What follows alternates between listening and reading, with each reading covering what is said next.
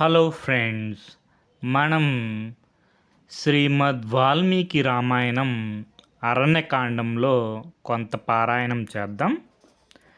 శ్రీరాముడు సీతా లక్ష్మణులతో కూడి దండకారణ్యం ప్రవేశించాడు.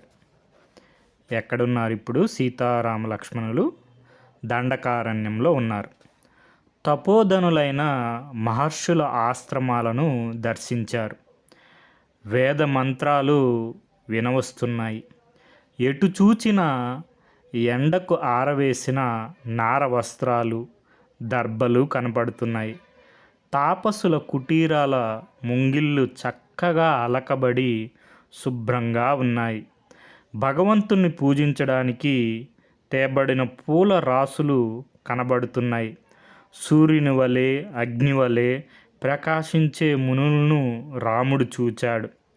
వేద పారాయణంతో శోభిల్లే తామసుల కుటీర సముదాయం బ్రహ్మలోకంలా విరాజిల్లుతుంది. శ్రీరామచంద్రుడు ధనస్సు నుండి అల్లితాటిని తొలగించి మునులకు అభిముఖంగా నడిచాడు. మునులు సీతారామ లక్ష్మణులను ముగ్గురిని చూచి ఎదురు వచ్చి మంగళ వాక్కులను పలుకుతూ స్వాగతం చెప్పారు. రాముని దేహ నిర్మాణాన్ని, సౌందర్యాన్ని చూసి ముగ్ధులయ్యారు. రెప్పపాటు లేకుండా ఆ ముగ్గురిని తనివి తీరా చూచారు. తమ పర్ణశాలలో కూర్చుండబట్టి ఆజ్ఞపాద్యాదులనిచ్చి అతిథి సత్కారం చేశారు. కుశల ప్రశ్నలు వేశారు. పూలతో, పండ్లతో గౌరవించారు. ఆపై ఇలా మనవి చేసుకున్నారు. రామా, రాజు ఇంద్రుని 4వ అంశానికి చెందినవాడు. నీవు మా రాజు, వర్ణాశ్రమ ధర్మాలను కాపాడేవాడు, పూజనీయుడు, దుష్ట శిక్షణ చేసేవాడు. మా భారం అంతా నీపైన ఉంచాం. తపశ్శక్తితో ఆత్మరక్షణ చేసుకోగలిగిన శక్తి ఉండినా శపిస్తే తపస్సు వృధా అవుతుందనే భావంతో మా రక్షణ నీకు వదిలిపెట్టివేశాం. ఇలా పలికి మునీశ్వరులు సీతారామ లక్ష్మణులకు నైవేద్యం ఇచ్చి పూజించారు. మరునాడు ఉదయం మునుల నుండి సెలవు తీసుకొని రాముడు సీతా లక్ష్మణులతో అడవిలోనికి వెళ్ళాడు. అది దట్టమైన అరణ్యం. క్రూర మృగాలతో, వివిధమైన పక్షులతో కూడుకున్న అరణ్యం. ముగ్గురు అరణ్య సౌందర్యం చూస్తూ పోతున్నారు. ఇంతలో భయంకర రూపం కలిగిన ఒక రాక్షసుడు ప్రళయకాలం నాటి యముని వలె పైకి వచ్చాడు. లోతైన కన్నులు, పెద్ద నోరు, శరీరమంతా మృగాల రక్త మాంసాలతో రోత కలిగిస్తూ ఉంది. చేతిలో ఒక పెద్ద శూలం. ఆ శూలం కొలలో 3 సింహాల, 4 పులుల, 2 తోడేళ్ల, 10 జింకల మాంసం, ఒక పెద్ద ఏనుగు తల గొచ్చబడి ఉన్నాయి. భయంకరంగా అరుస్తూ పైబడ్డాడు. తటాలను సీతను పట్టుకొని చంకలో పెట్టుకొని వెళ్ళిపోతున్నాడు. ఎవరు మీరు? వేషం చూస్తే తామసుల్లాగా ఉన్నారు. చేతిలో విండ్లు, బాణాలు, కత్తులు ఉన్నాయి. తపం చేసుకునే మీకు శ్రీ ఎందుకు? నేను విరాధుడును అనే రాక్షసుని. ఈ అందగత్తె నా భార్య కాగలదు అంటూ వెళ్తున్నాడు. సీత భయపడి వణికిపోతూ ఉంది. రాముడు లక్ష్మణుతో ఇలా అన్నాడు. జనకరాజపుత్రి నా భార్య అయిన సీతకు ఎలాంటి గతి పట్టిందో చూడు. కైకేయి కోరిక అన్ని విధాలా ఇప్పుడు ఈడేరింది. దుఃఖంతో కన్నీరు కార్చాడు. లక్ష్మణుడు రాముడితో అన్నాడు. నీవు దేవేంద్ర సమానుడు. నీకు నేను బంటుగా ఉండగా ధైర్యం ఎందుకు? ఇప్పుడే అతన్ని తీవ్రమైన బాణాలతో సంహరిస్తాను. నువ్వెవ్వడువు? నీ కథ ఏమిటి అని విరాధుణ్ణి ప్రశ్నించాడు. విరాధుడు అసలు మీరెవరు అని బదులు ప్రశ్నించాడు. రాముడు తన విషయం చెప్పి విరాధుణ్ణి అతని విషయం చెప్పమన్నాడు. విరాధుడు తన వృత్తాంతం ఇలా చెప్పాడు. నేను విరాధుణ్ణి. నా తండ్రి జయుడు. నా తల్లి శతహ్రద. బ్రహ్మను తపస్సుతో మెప్పించి ఆయుధాలచే చంపబడినట్లు నరకబడినట్లు వరం పొందాను. మీ ప్రాణాలను ఇప్పుడే తీస్తాను అని చెప్పాడు. రాముడు కుపితుడై అతనిపై బాణాలు వేశాడు. విరాధుడు సీతను నేలపై ఉంచి శూలమెత్తి రామునిపైకి వచ్చాడు. రాముడు శూలాన్ని 2 భాగాలుగా నరికివేశాడు. పైబడుతున్న విరాధుణ్ణి రామలక్ష్మణులు ఖడ్గాలతో తీవ్రంగా గాయపరిచారు. విరాధుడు గాయాలను లెక్క పెట్టకుండా రామలక్ష్మణులను బాహువులలో బంధించుకొని భీకరంగా అరుస్తూ అడవిలోకి వెళ్ళాడు. సీత ఒంటరిగా నిలబడిపోయింది. భయంతో, రాక్షస, వారిద్దరిని వదిలివేసేయ్, నన్ను భక్షించు అంటూ ఆక్రందనం చేసింది. రామలక్ష్మణులు ఏమాత్రం ఆలస్యం చేయరాదని తమ ఖడ్గాలతో అతని బాహువుల్ని ఖండించారు. విరాధుడు పర్వతంలా కూలబడ్డాడు. రామలక్ష్మణులు అతన్ని ఖడ్గాలతో, బాణాలతో, పిడికిలతో కొట్టి పొడిచి పిండి చేసినా అతడు చావలేదు. బ్రహ్మ వరప్రసాదం వల్ల అతడు చావడం లేదని తెలుసుకొని అతన్ని భూమిలో పాతివేద్దామని రాముడు లక్ష్మణుడితో అన్నాడు. విరాధుడు ఆ మాటలు విన్నాడు. రామపాద స్పర్శలో అతనికి పూర్వజ్ఞానం వచ్చింది. భక్తి ప్రపత్తులతో ఇలా అన్నాడు. పురుషోత్తమ, అజ్ఞానంతో నీవెవరో తెలుసుకోలేకపోయాను. ఇప్పుడు జ్ఞానోదయం అయింది. నువ్వు రాముడివి, ఆ భాగ్యవతి సీత, ఆ మహాయశస్వి లక్ష్మణుడు. నేను తుంబురుడును, గాంధర్వుడను. కుబేరుని శాపం వల్ల నాకు ఈ రూపం వచ్చింది. నీవు నన్ను వధించగానే నాకు పూర్వరూపం వస్తుందని కుబేరుడు శాప పరిహారం చెప్పాడు. నన్ను గోతిలో పూడ్చిపెట్టు. ఇచ్చటికి 1.5 ఆమడ దూరంలో శరభంగ మహర్షి ఉన్నాడు. ఆయన్ని కలుసుకో, శుభం అవుతుంది అని చెప్పాడనమాట.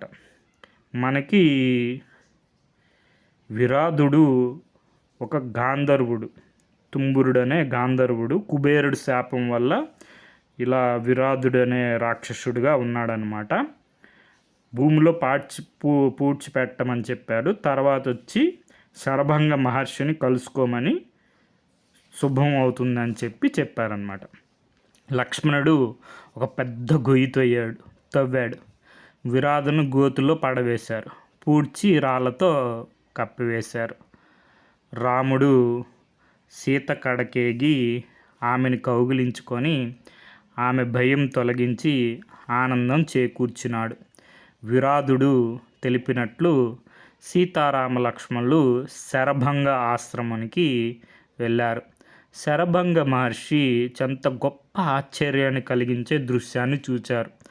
ఆకాశంలో రథం నుండి దిగి భూమిని అంటకుండా దేవతలతో అనుసరింపబడిన వాడే శరభంగుని సమీపిస్తున్న దేవేంద్రుని చూశారు.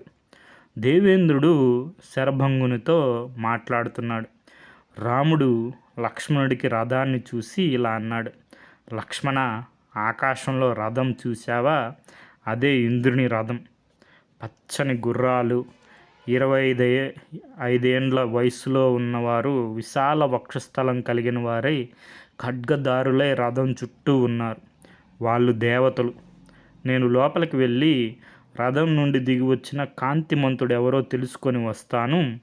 అలా చెప్పి లోపలికి వెళ్ళాడు. రాముడు వచ్చేది ఇంద్రుడు చూశాడు. శరభంగునితో రహస్యంగా అన్నాడు, అదిగో రాముడు వస్తున్నాడు. రాముడు నన్ను కలుసుకోవడానికి ముందే తన ప్రతిజ్ఞను నెరవేర్చాల్సి ఉంది. నేను వస్తాను. అలా చెప్పి వెళ్ళిపోయాడు. దేవేంద్రుడు వెళ్ళిపోగానే సీతారామ లక్ష్మణులు శరభంగును కడగేగి ఆయన పాదాలకు నమస్కరించారు. శరభంగుడు రామునితో అన్నాడు, ఇంద్రుడు నన్ను బ్రహ్మలోకానికి తీసుకుపోవడానికి వచ్చాడు. నీవు నా ఆశ్రమానికి వచ్చినది యోగ విద్యతో తెలుసుకొని నిన్ను కలుసుకున్న తర్వాతనే బ్రహ్మలోకానికి పోదలిచాను. రామా, ఇప్పుడు నీవు నా అతిథివి. నేను సంపాదించిన స్వర్గలోకాలను బ్రహ్మలోకాలను నీకు ఇస్తున్నాను, స్వీకరించు అని అన్నాడు. దానికి బదులుగా రాముడు అన్నాడు, నేనే నీకు సకల లోకాలు సంపాదించి ఇస్తాను. నాకు అరణ్యవాసానికి సరైన స్థానం నిర్దేశించు. శరభంగ మహర్షి రాముణ్ణి సుతీక్ష్ణ మహర్షి వద్దకు వెళ్ళమని చెప్తాడు. మంత్రవేత్త మహాతేజోవంతుడైన శరభంగుడు మంత్రాలను పలుకుతూ అగ్నిలో ప్రవేశిస్తాడు. అగ్ని అతని భౌతిక శరీరాన్ని దగ్ధం చేసింది. అప్పుడు శరభంగుడు 30 ఏండ్లు కలిగిన వాడై అగ్ని తేజస్సుతో బ్రహ్మలోకం చేరుకున్నాడు. బ్రహ్మ ఆ శరభంగ మహర్షికి స్వాగతం పలికాడు. శరభంగుడు దేహ పరిత్యాగం చేసిన తర్వాత ఆశ్రమంలోని మునులందరూ రాముని కడకు వచ్చారు.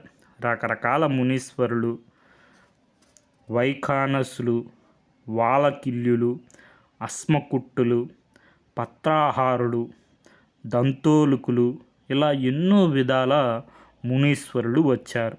రామునితో ఇలా అన్నారు, మహారథుడువైన రాజా, నీ యందు పితృభక్తి, సత్యం, ధర్మం పుష్కలంగా ఉన్నాయి.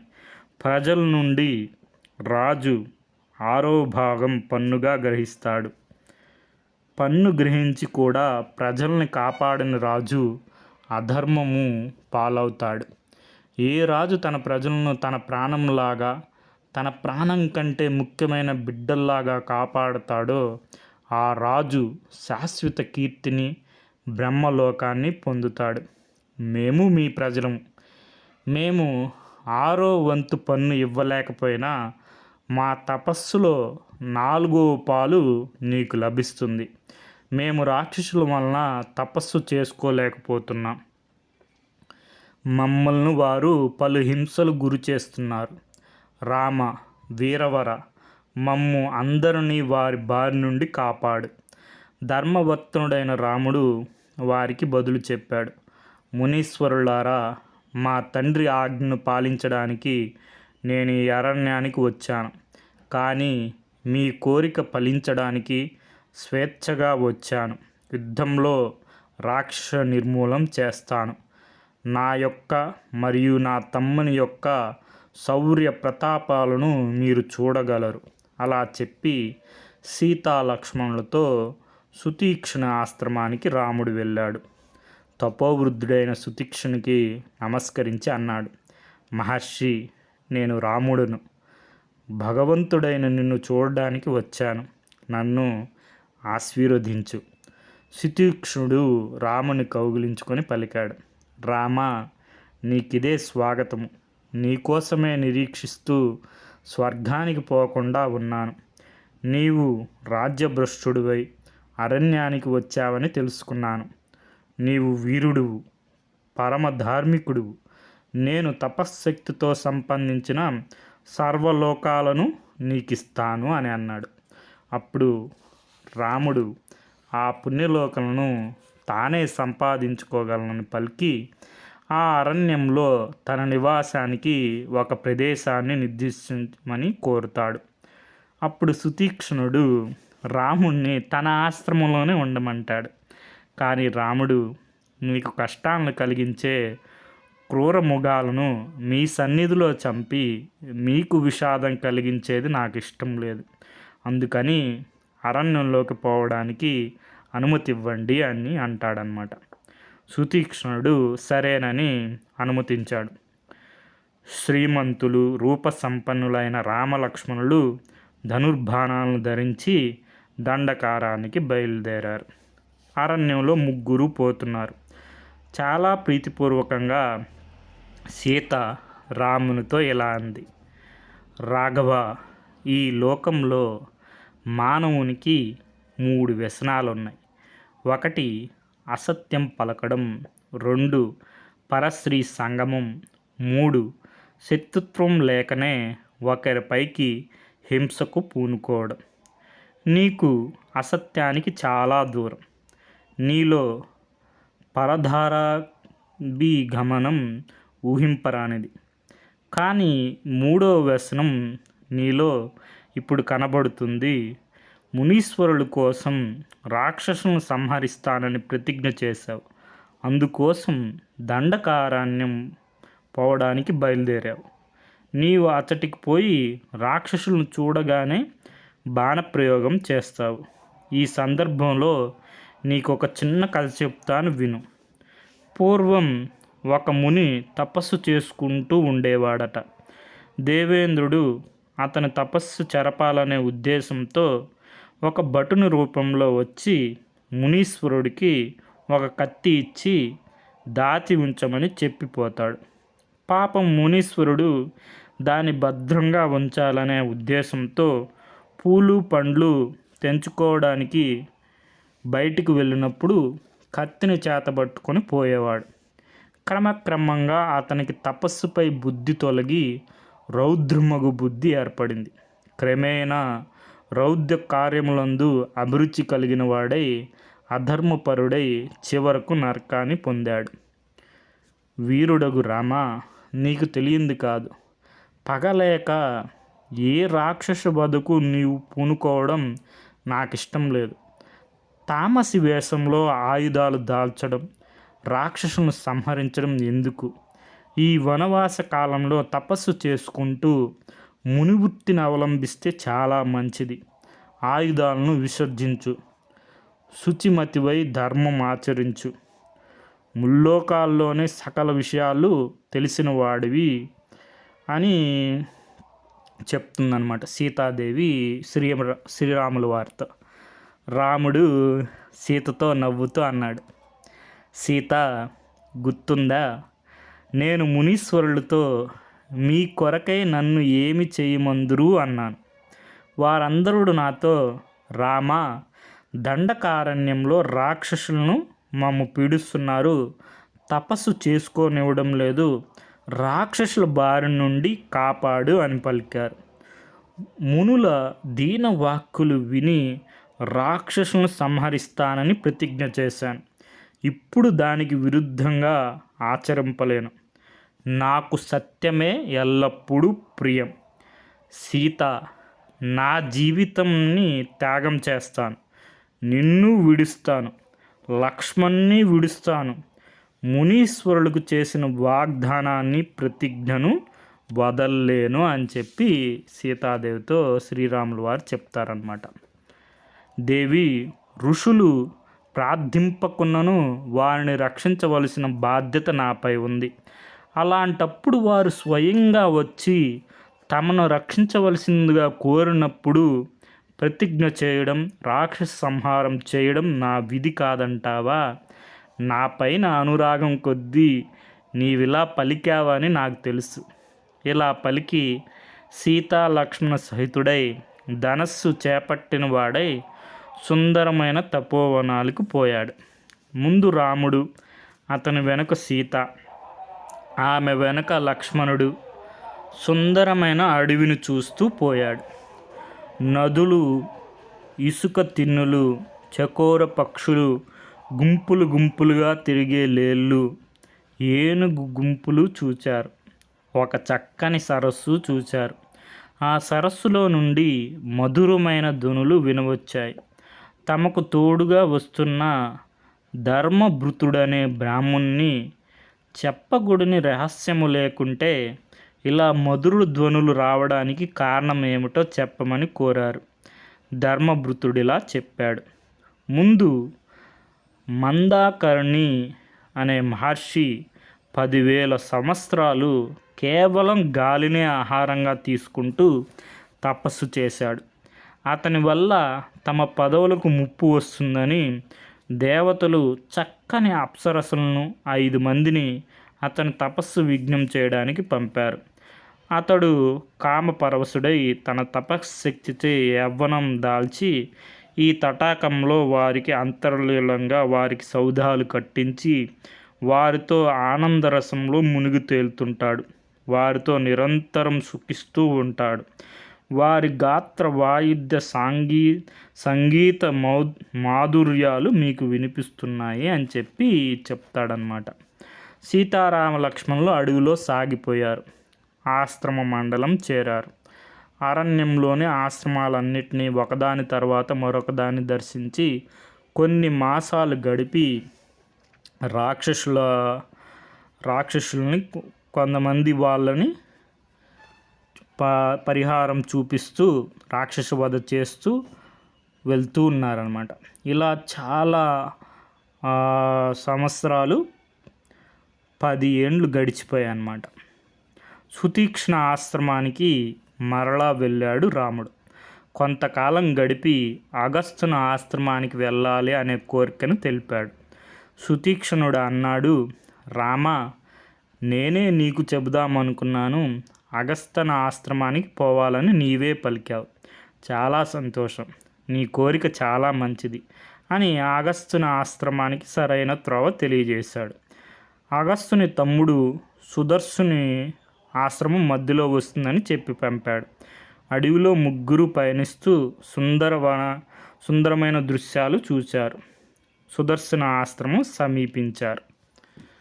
ఇక్కడితో మనం ఇది అరణ్యకాండం.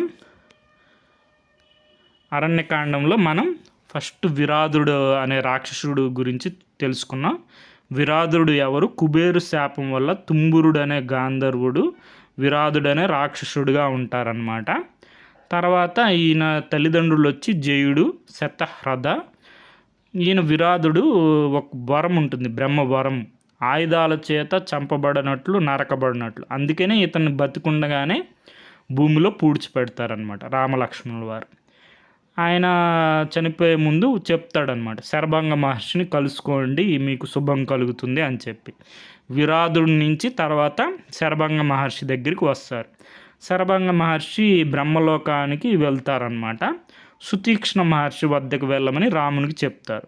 సుతీక్ష్ణ మహర్షి దగ్గరికి వెళ్ళి నాకు సరైన స్థలం చూపించండి మహర్షి అంటే, నా ఆశ్రమంలోనే ఉండమంటాడనమాట. మీకు ఇబ్బంది కలిగించడం నాకు ఇష్టం లేదని రాముడు చెప్తారు. తర్వాత ధర్మభృతుడు అనే బ్రాహ్మణుడు ఉంటారు రాముల వారితో. మందాకారిణి మహర్షి యొక్క వృత్తాంతం తెలుసుకున్నాం కదా. తర్వాత ఇలా ఈ విధంగా 10 సంవత్సరాలు గడిచిపోయాయి. సుతీక్ష్ణ ఆశ్రమానికి మరలా వస్తారనమాట రాముల వారు. అగస్త్యుని ఆశ్రమానికి వెళ్ళమంటారు. దారిలో అగస్త్యుని తమ్ముడైనటువంటి సుదర్శనుడి యొక్క ఆశ్రమానికి వెళ్తారు. తర్వాత అగస్త్యుని మహర్షి ఆశ్రమానికి వెళ్తారనమాట. సో ఇది మనకి మూలం. శ్రీమద్ వాల్మీకి రామాయణం అరణ్యకాండం సంకలనం వచ్చి అల్లాడి వాసుదేవన్ గారు. ఇప్పుడు మనం ఒక క్వశ్చన్ చూద్దాం. ఇక్కడ క్వశ్చన్ ఏంటంటే, మనకి ఇక్కడ కొన్ని సంఘటనలు ఇచ్చారు, వాటిని సీక్వెన్షియల్ ఆర్డర్లో అంటే వరుస క్రమంలో అమర్చాలి మనం. ఇక్కడ ఏ వచ్చి శరభంగ మహర్షిని సందర్శించడం, తర్వాత సుతీక్ష్ణ మహర్షిని సందర్శించడం, విరాధుడు రాక్షసుని సంహరించడం, అగస్త్య మహర్షిని సందర్శించడం. సో మనకి ఫస్ట్ ఏంటి, మనకి విరాధుడు అనే రాక్షసుడు మన సీతమ్మ వారిని ఎత్తుకొని వెళ్ళిపోతూ ఉంటారు. అప్పుడు మనం చూసాం కదా, అతనికి బ్రహ్మవరం ఉంటుంది, నరకబడ్డు, ఏ ఆయుధాలు కూడా అతను ఏం చేయలేవన్నమాట. అందుకని భూమిలో పూడ్చిపెడతాడు. విరాధుడు ఎవరో కాదు, ఈయన ఒక తుంబురుడు అనే అతను గాంధర్వుడు. కుబేరు శాపం వల్ల ఇలా ఉంటారనమాట రాక్షస రూపంలో. మనం శ్రీరాముల వారు లక్ష్మణుల వారు భూమిలో పూడ్చిపెడితే అతను మళ్ళీ తుంబురుడుగా మారిపోతారు. అతను శరభంగ మహర్షి దగ్గరికి వెళ్ళమంటారు. కాబట్టి సి అనేది ఫస్ట్ ఉంటుంది. సి అనే ఫస్ట్ ఆప్షన్ ఒకటే ఉంది, 3. మనకి 3 ఆన్సర్ అయిపోయింది అంతే. మిగతా కూడా చూద్దాం. సి తర్వాత విరాధుడు చెప్తాడనమాట శరభంగ మహర్షి దగ్గరికి వెళ్ళండి అని, కాబట్టి ఏ వస్తుంది. తర్వాత శరభంగ మహర్షి దగ్గరికి వెళ్ళిన తర్వాత శరభంగ మహర్షి ఏం చెప్తారు, సుతీక్ష్ణ మహర్షి దగ్గరికి వెళ్ళమంటారు. ఈ శరభంగ మహర్షి చూసాం కదా, ఇంద్రుడు వస్తాడు, బ్రహ్మలోకానికి వెళ్తారు. సో సుతీక్ష్ణ మహర్షి చెప్తాడు కదా, నా ఆశ్రమంలోనే ఉండండి అని రాముల వారు చెప్తే, మీకు ఇబ్బంది కలిగించడం నాకు ఇష్టం లేదని చెప్పి అడవికి వెళ్ళడానికి అనుమతి తీసుకొని వెళ్తాడనమాట. వెళ్ళిన తర్వాత సుతీక్ష్ణ మహర్షి దగ్గరికి మరలా వస్తారు. 10 సంవత్సరాలు అయిపోతాయి. అగస్త్య మహర్షి దగ్గరికి వెళ్ళాలనుకుంటారు. సో లాస్ట్లో మనకి డి అనేది అగస్త్య మహర్షి వస్తుంది.